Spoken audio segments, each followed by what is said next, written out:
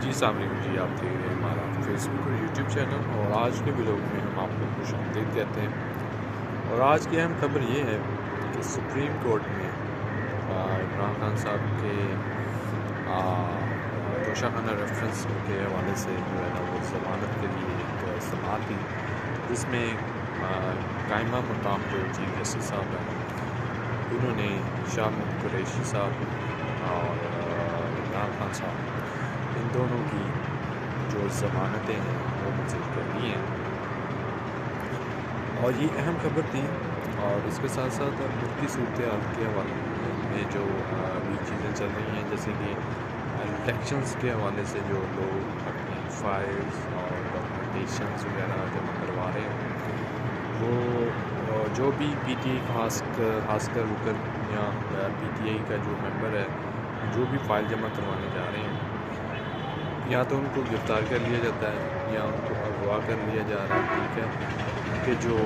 وکیل ہیں، کنسلٹنٹ ہیں، ان کو بھی اٹھا لیا جاتا ہے، ان کو بھی جو ہے وہ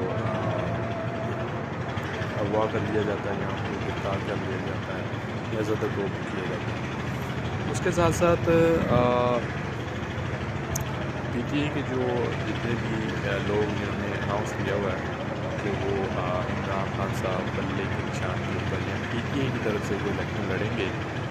ان کے گھروں کے اوپر چھاپے مارے جا رہے ہیں، ان کے گھروں کے باہر جو سیکیورٹی فورسز ہیں، پولیس والے ہیں، وہ تعینات ہیں۔ تو یہ ابھی ان کی صورتحال اس طرح چل رہی ہے۔ اور ساتھ ساتھ بلوچستان سے کچھ احتجاج کرنے والے لوگ بلوچی بہن بھائی آئے ہوئے ہیں اسلام آباد، تو انہوں نے کچھ پلے کارڈز اور کچھ اس طرح کے تصویریں اٹھائی ہوئی ہیں کہ ان کے بھائی وغیرہ یا ان کے شوہر یا کوئی بھی ان کے بیٹے جو ہے نا وہ لاپتہ ہیں، وہاں ہیں، تو اس سلسلے میں وہ احتجاج کر رہے تھے۔ تو وہاں پہ بھی سیکیورٹی فورسز نے ان کے اوپر تشدد کیا ہے، ان کو پکڑا ہے، پھر لاہور پھر ہائی کورٹ سے ان کو جو ہے وہ رہائی کے احکامات تھے، لیکن پھر اس کے ساتھ ساتھ اب جو سیکیورٹی فورسز والے ہیں